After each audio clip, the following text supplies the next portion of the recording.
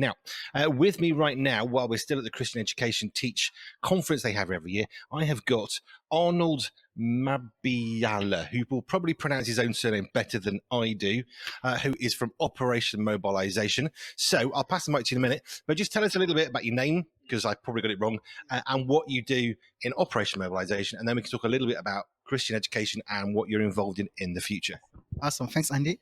My name is Arnold Mabiala, and then I work for Operation Mobilisation.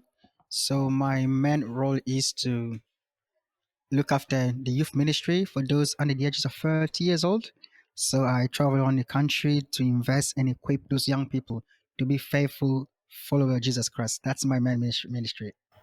Okay, and why are you here today? Yeah, so I'm here today because obviously it's a Christian teach camp, and I came here to do a few sessions, some teaching to the young people, and also to introduce them to our what we call our movements, what we call Teen Street.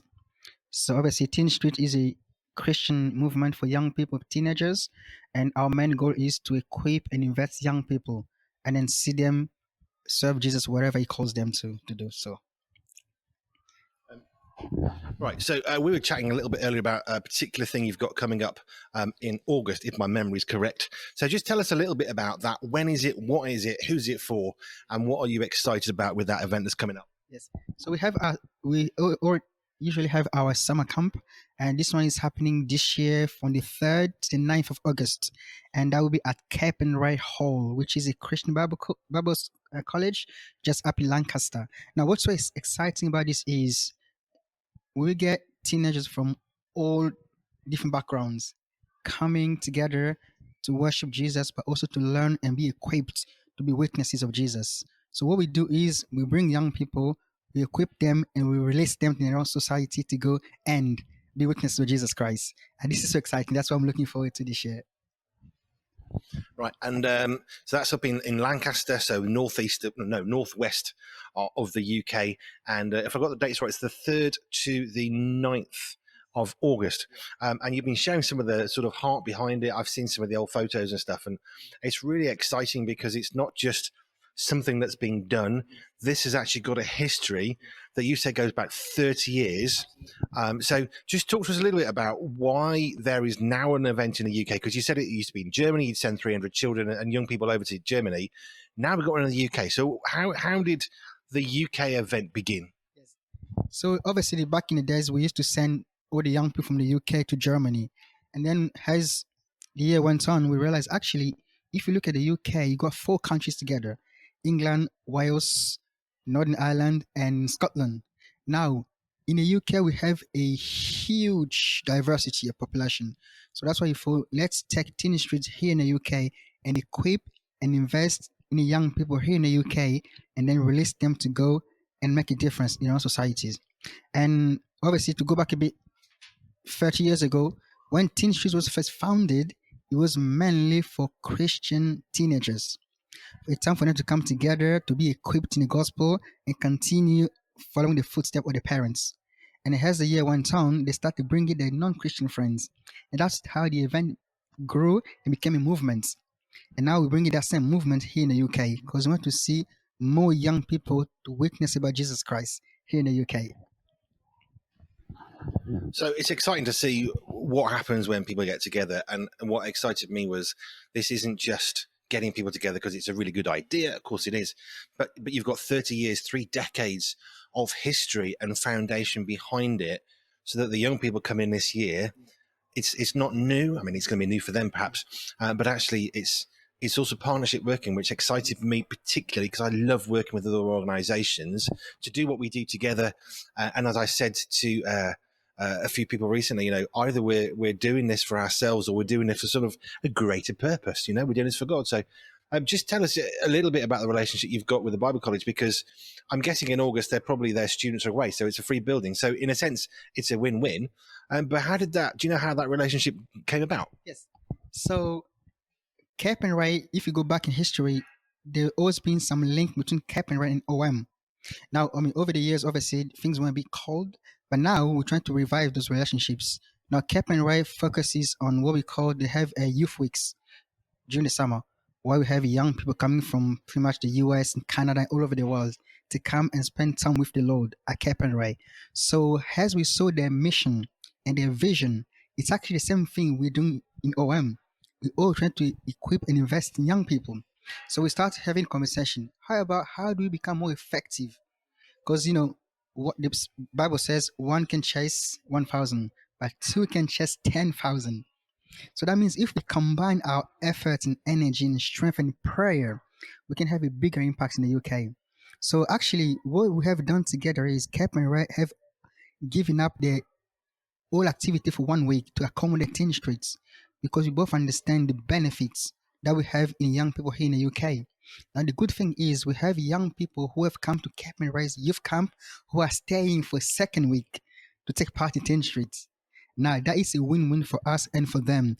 And also because Cap and Ray has a long history of training people into ministry. So those young people who come to Cape and Ray for Teen Streets are already being exposed the ministry of Cape and Ray. So for them, they already have something to look forward to. By the time they get 18, 19, they may be thinking, if I want to go to Bible school, I already have a good foundation because they're familiar with the venue, the people there, and it's for us it's beneficial also for Cape and Ray. So that's what's so exciting. Tell us a little bit about your accent, because I was chatting to somebody earlier. I'm thinking I'm working in Wales today, and this chap was chatting to me. His name was John. He's one of the staff here, and I said, "Well, you're not from Wales, I know, from East London. So clearly you've not got a Welsh accent either. So just give us a little bit of the history about why you're in the UK, and it'd be really good to know if you could share just some of your journey of faith working with Operation Mobilisation, because obviously there's going to be a story of you coming to faith and working for them. So can you share some of that story? There's no time restraint, so go for it. Yeah, absolutely. I mean, actually, I was born in the DRC, which is the Democratic Republic of Congo in Africa, Central Africa. So that's where I was born. And so my journey of faith began back in the Congo. So when I used to go to Sunday school, so we used to have missionaries coming from the United States. They came to the Congo, to the city where I was living, and then they were sharing the gospel with people. So one Sunday they came to my church and I did a Sunday school class. And then that's how I got to know Jesus through those missionaries. And then I thought to myself, my goodness, these people left everything to come here and tell us about Jesus. When I grow up, I want to do the same thing like them. That's where my passion for serving God came from. Obviously, as I grew up, that was my passion. Then in 2005, my father came to the UK. And then in 2007, the whole family came after him. And in the UK, I came here in the UK. I did my studies in the UK. I did university in the UK, and I graduated in biomedical science. So I had a full-time job in the NHS, working in the lab doing diagnostic. That was my full-time career. But I knew deep down in my heart, my passion was to invest in young people. So in 2022, I gave up my job completely, and I said, Lord, I want to serve you. Show me what to do. So 2 months later, I get just a conversation from somebody from OM in the UK said to me, hey, we have this teen free ministry. We want to equip and invest in young people. How about you come and join us? That's how it started. So me giving up my full-time career, I was well paid. I could do overtime and earn as much money as I want. And I said, no, I want to serve God. And God made a way for me. That's how I got to join OM. And then my passion and my vision matched what Teen Streets is trying to do. And for me since then, just been an exciting journey.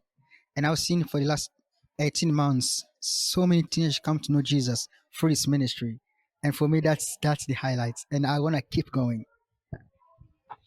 I love that story of you left a really good, secure job, a career.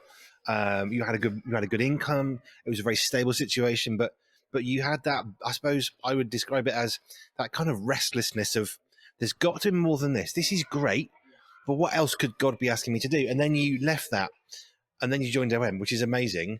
But I'm guessing that in between leaving your job, that final salary paycheck through to working for OM, how long a period was that? And how did you get through that? How's your relationship with God when you've given up everything? Because I'm assuming that your paycheck didn't arrive on month 2. I'm guessing there's a gap. So just tell us a little bit how you got through that. How did you navigate that?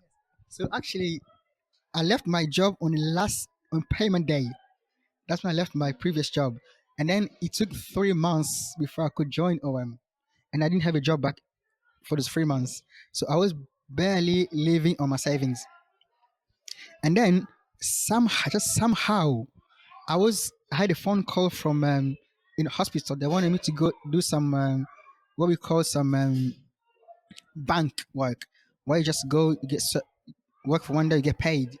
And I thought to myself, this is exactly what I was doing there. So why would I want to do that again? I really had to trust God. Honestly, I had no income for the 3 months, but I was living on my savings. And God brought me through that. Even joining OM, we're serving God here. It's not about the money. And every single day, I've seen God's provision. And for me, that's a real testament of faith that God still provides today. I was listening to Karen J. John, who was talking about how every time you're trying to do something for God, the devil will always come along, and he always has a taxi waiting. He has that getaway that enables us to rapidly get away. And it sounds a bit like that's what happened to you. You'd left your job. I know what I'm going to do. I'm going to do nothing until God gives me the next door. And then that temptation comes in, but you had to say, no, I'm good. I know I'm on the right path. I'm going to wait. Absolutely. And sometimes it's not easy because they offered me more money than I was making in the hospital and more flexibility. I get to choose my hours and my working days, which I didn't have in the hospital. So to me, it sounds like the ideal situation. But then I knew deep down, this is only temporary. I want something that's permanent. And also because of my commitment to the Lord, I said I want to serve you full time, not part time. And if I had to take this job and that job, that would have mean serving God part time with OM and part time still clinging to my career. And I said, no, God has moved me from that stage. I need to close that door and move on. And that's what happened. An amazing testimony. I mean, it does take a certain amount of confidence. I describe it as that white knuckle experience as you're serving God in faith. My family, we've been serving God in faith in various ways since 2004. And some days people say, oh, you just live one day at a time. And I'd say to them, I'm living 1 hour to a time. And sometimes 1 hour is too far away, but that's where it comes to trusting God. Right, just give us the website details. How do people find out about the conference you've got coming up in August? How do people get hold of you and get into that? Yes. So people can find us on the internet. So just tap in teenstreet.uk. Our website is there. And also if you're on Instagram, like teenager these days, just go at teenstreet.uk. We are on Instagram. And for those who still use emails, you can email us on teenstreet.uk at om.org. That's our email address. Fabulous. It's been a pleasure to chat to you, Arnold. I love meeting people who not just step out for God, but step out for God into that void in between provision and non-provision. The temptation comes and you say, no, I'm going to stand, and then God comes through, which is an amazing testimony. So thank you so much for your time today. It's been a pleasure talking to you, and we're looking forward to working with you in the future. So thank you, Arnold.